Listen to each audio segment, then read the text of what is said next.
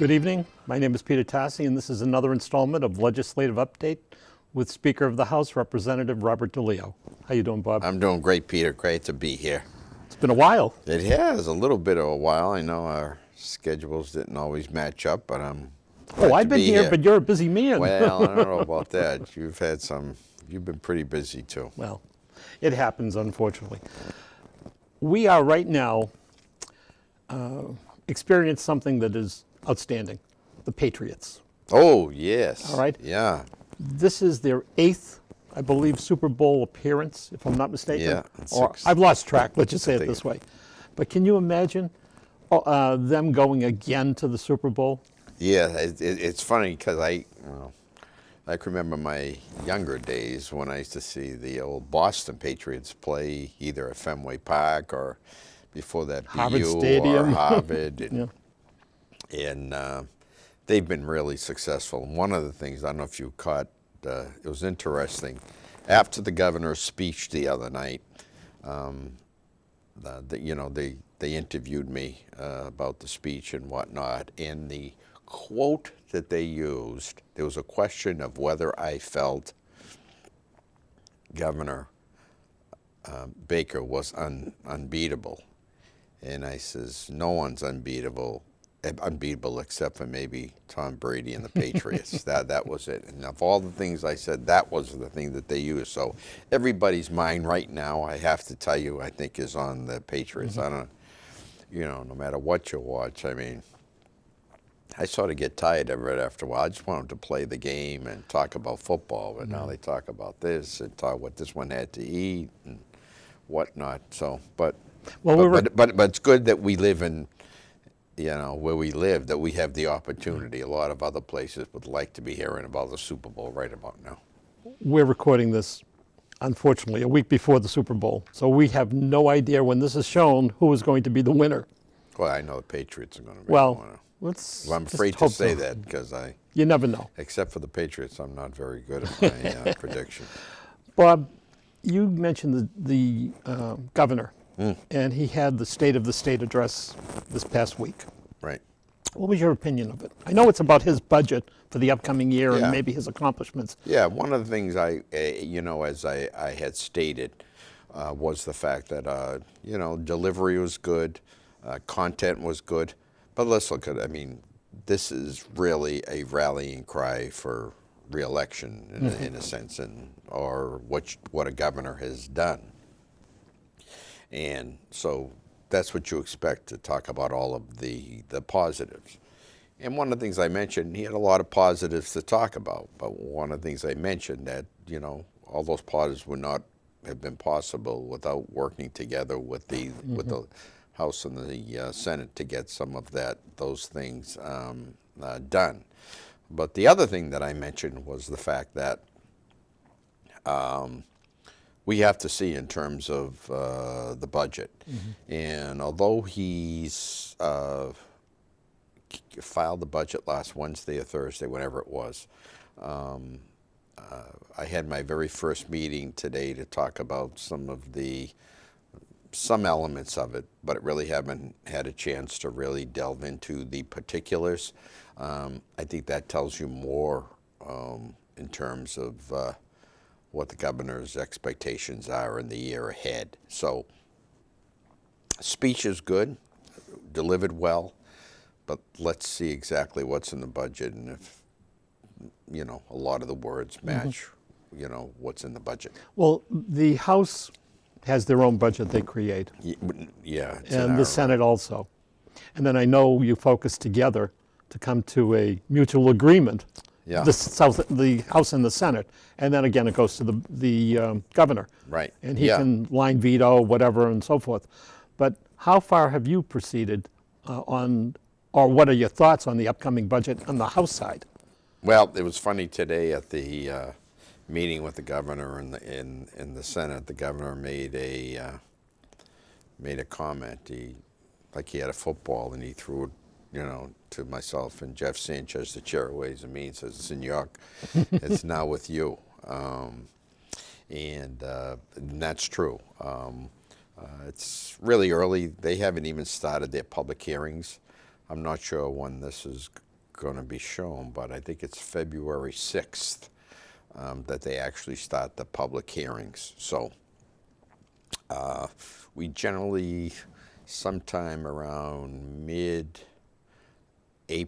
will come out with the budget and debate it in late April. So from there, it goes on to the Senate. And then after it goes on to the Senate, then the House and the Senate get together and we appoint a conference committee, 3 members of the House, 3 members of the Senate, to iron out the differences that we can send on to the governor.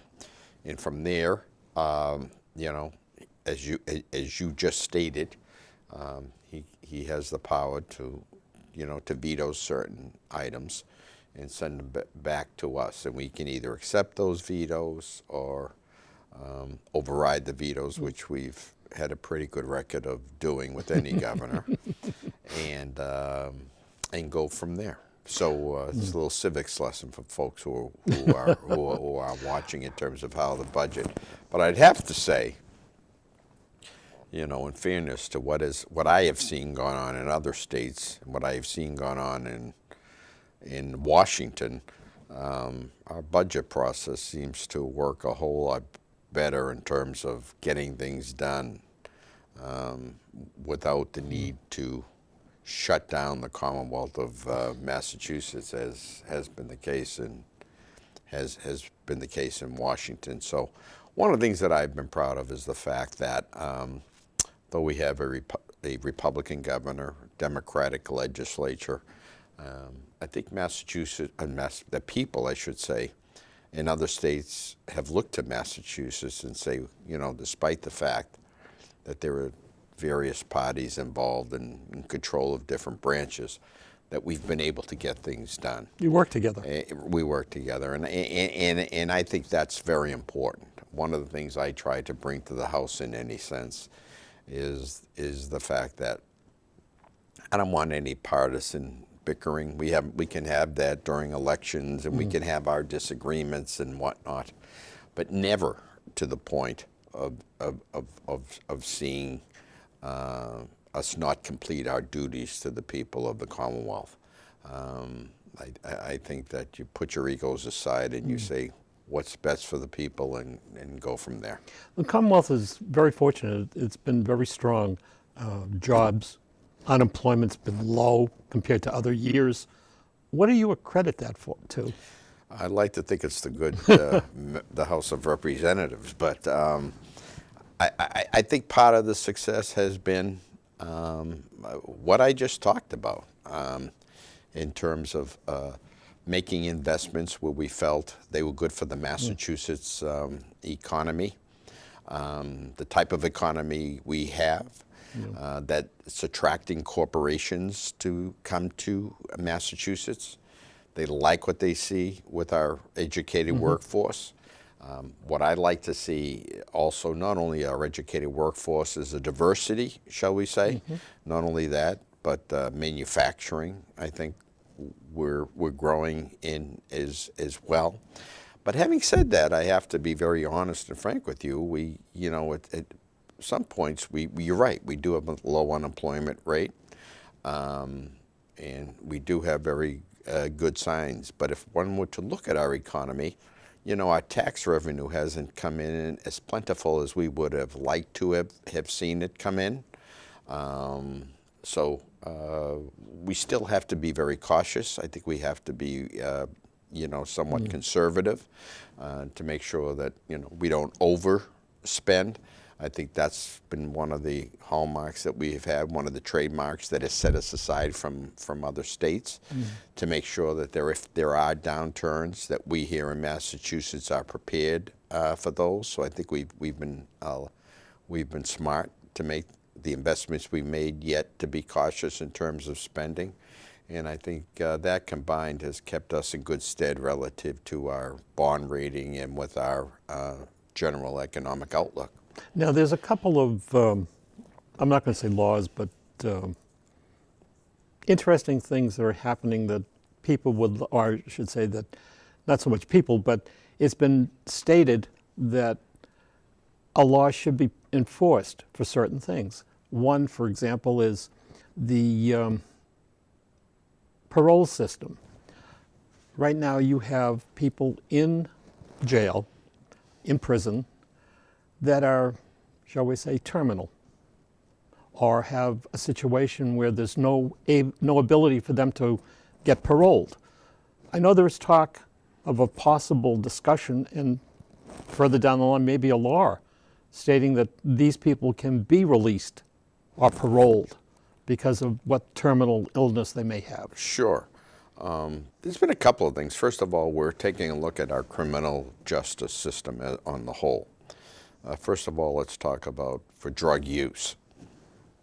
What has happened now is now we have drug courts, so that people who have a situation where they are abusing substances, you know, as long as it's not included as part of something larger, such as physical violence, or I should say probably mental violence as a whole, or something of that sort, we might, you know, the judge has the opportunity to give them gives them the opportunity to attend what's called drug court, which means that, you know, they're followed up on a weekly basis, maybe sometimes even more, I'm not even sure, to make sure that they're on the straight and narrow in terms of, you know, they get drug tested and whatnot, and trying to turn their life around.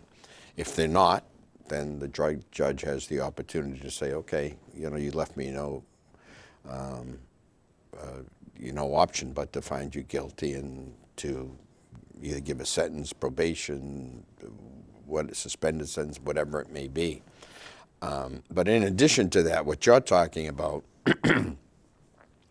is the fact of, yes, you're right. We here in Massachusetts are looking into a law. I think there was recently a hearing on it as well, relative to those folks who are terminally ill to have the opportunity to have an early parole, so that they can go out and spend the remaining months or weeks or days, whatever it may be, with their family.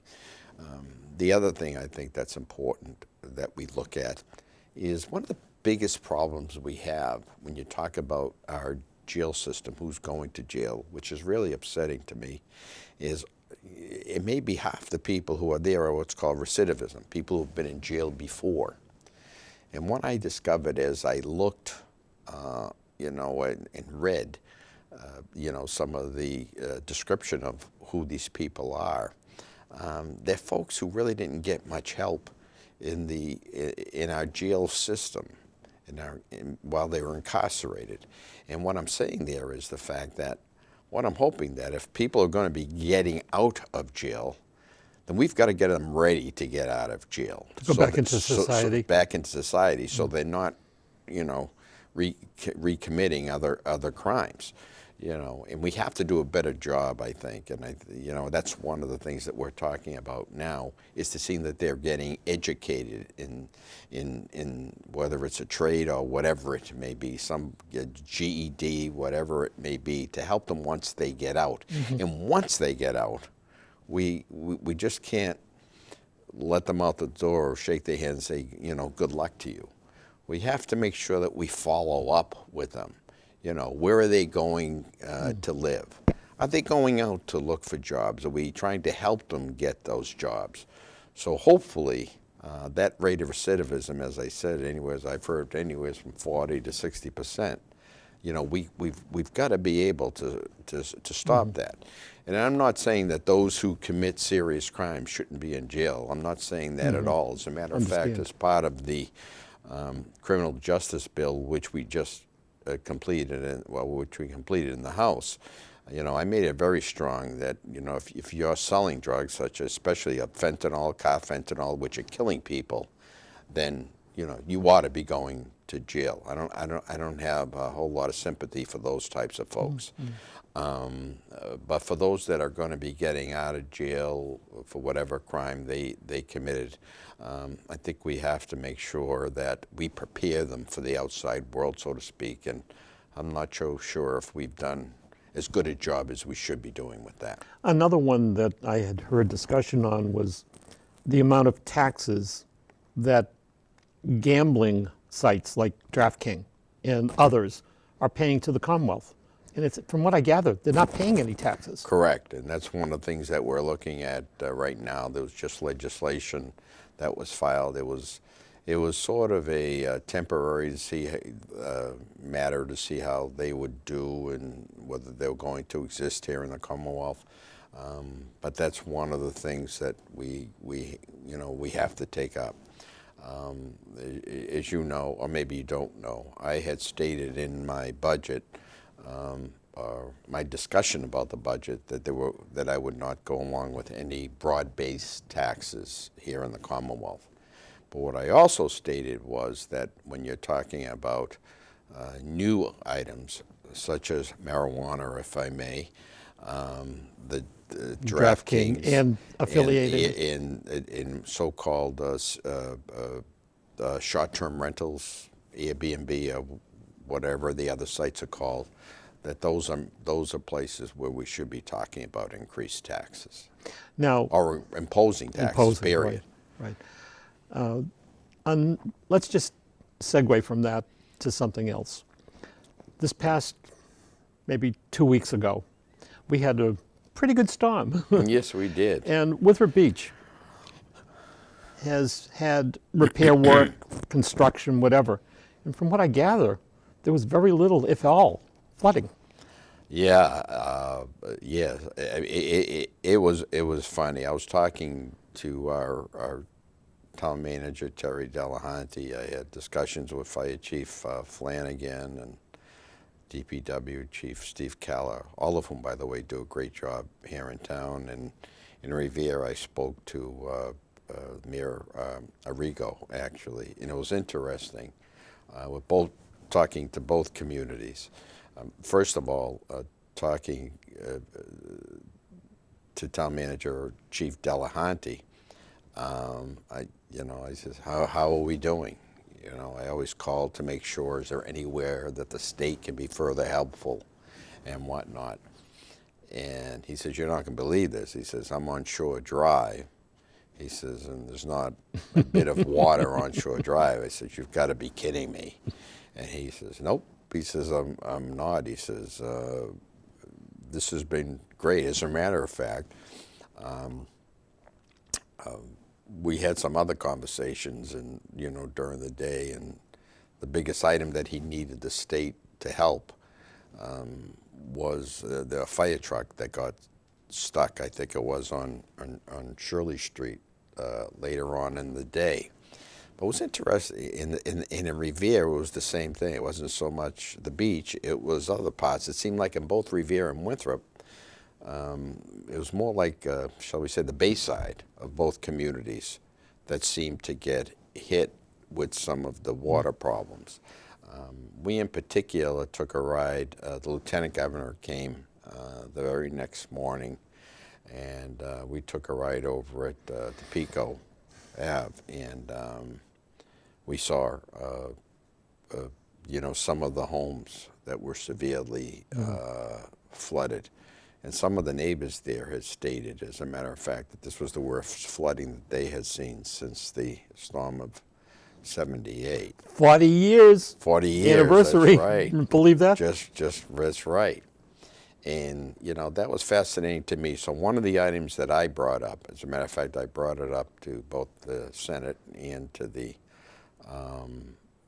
governor. And matter of fact, with us that day with the Lieutenant Governor was Senator Boncory as well, that if we're taking a look in terms of an environmental bond bill, besides the discussion relative to so-called climate change, I think we have to have a discussion more immediately as to coastal communities, and in particular what we can do more immediately to relieve some of the flooding that's occurring. Not that it's within my district, but you saw probably on television or read about in the paper what happened down in the Seaport District. Oh, yeah. And some of the folks down there told me that there was flooding there that they had never, seen or experienced before.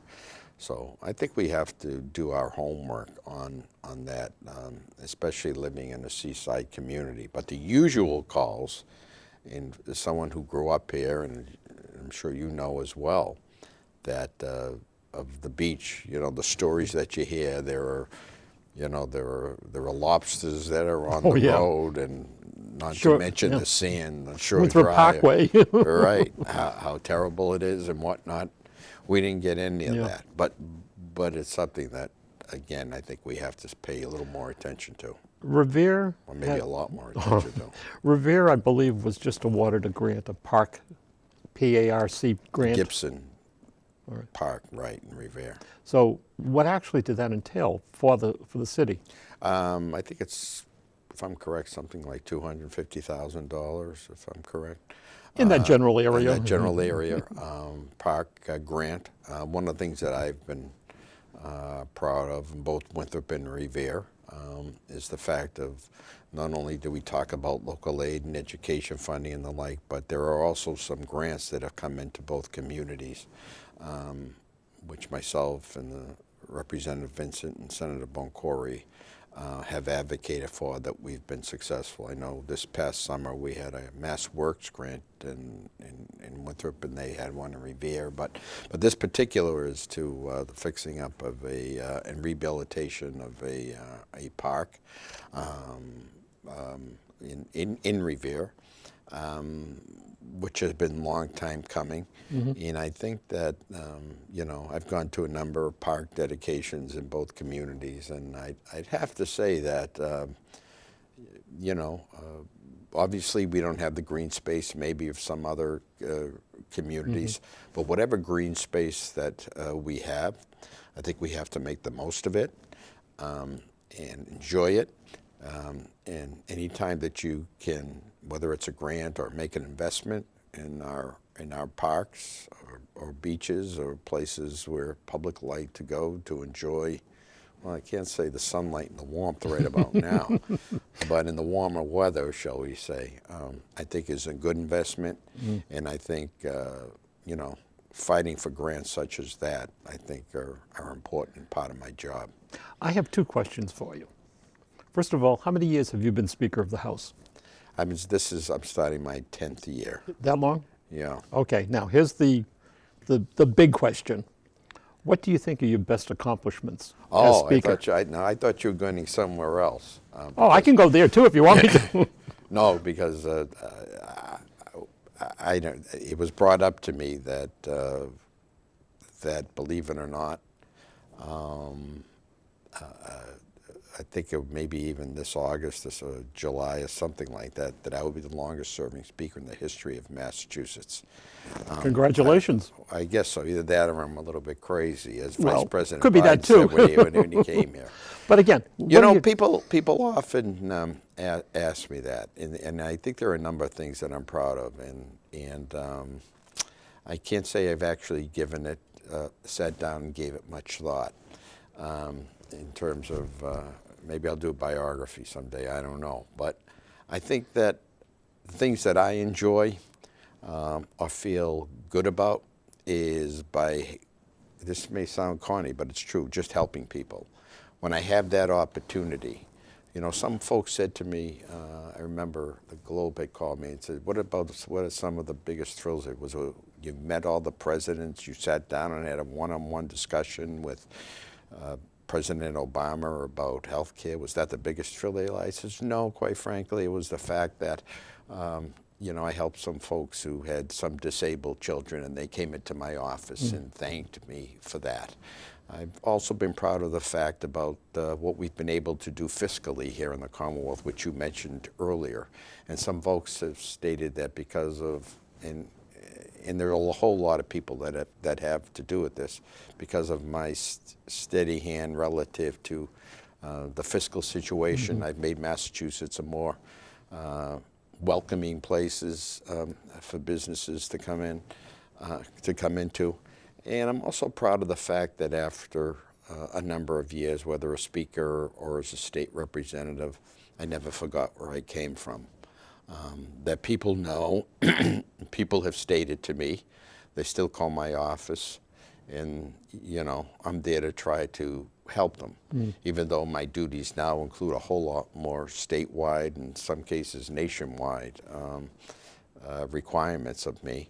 I haven't forgotten, you know, where I came from, and that when people call there an issue with their family or friends or whatever it may be, that I'm still there, that I'm still the same guy that started when I became a representative. But I think that it's always been my feeling that bottom line, if you're not in the business to help people, you know, to make sure that everybody gets a proper opportunity, then you're in the business for the wrong reason. Yeah. Now, one little thing. Right now, throughout whatever industry you want to call it, there's been a cry sexual harassment. Just recently, Steve Wynn. Yes. Now, I know that the State Gaming Commission is going to investigate him for whatever. Which I called upon them to do. Okay. Yeah. Now, the question is, Not that they needed me to call upon them. I understand that. What can happen? What's the possibility? Can he lose his license? Or can he not renew his license, for sake of argument? Or is that still up in the air? That's the question of the day. And I was asked, you know, you're the second person that's asked me that since the incident, by the way. I just got interviewed on radio and TV earlier about that. And first of all, the good part was that we wrote, when we put together our legislation relative to gambling, we put it with the proviso that gave great oversight to the Gambling Commission relative to the actions of the owners or Of the licensee. or the licensee. Right. So that's going to be the question. Now, having said that, what happens thereafter and what they exactly do, as we're sitting here, this is so new, I honestly don't know. Except to say that I think it was good that we had the foresight to say not only does that person have to show that they have the financial means and the financial investment to make a casino, but if there is also any inkling at all Of impropriety or something. of impropriety at all, then they will have that opportunity. Sexual harassment is a major issue, not only in our state but in our country and probably in the world right now. I can tell you we're doing what we can. In the House, I appointed the House counsel and brought in some outside law firms, one of which is former Attorney General Martha Coakley, to take a look at what we do in the House to make sure that we provide proper protections for people. So maybe next month I might have a better answer getting back to Steve Wynn in terms of what exactly the options would be. Okay. Now, we have about 30 seconds. Yeah. So why don't you tell the people where they can get in touch with you? Sure. As I think people know, they can reach me at 617-722-2500. That's 617-722-2500. And again, as I mentioned earlier, I'm there to help people. Not only, I can't say, you know, I can solve every problem, because I can't. But I can tell you that You may be able to point them in the right direction. and we try to resolve any issue that comes our way. Again, thank you, Bob, for being tonight. Thank you for the invitation. And now we hope to see you very shortly. Thank you for watching.